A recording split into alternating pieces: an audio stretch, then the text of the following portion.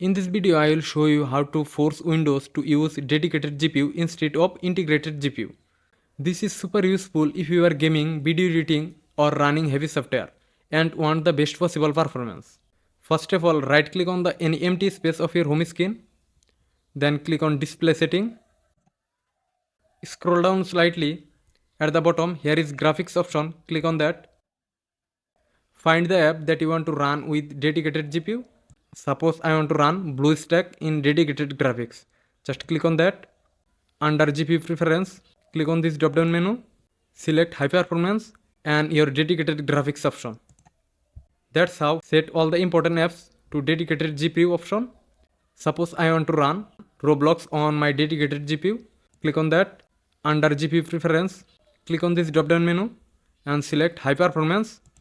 In this way, you can force Windows to use dedicated GPU. If you found this video helpful, don't forget to subscribe our channel. See you in the next video.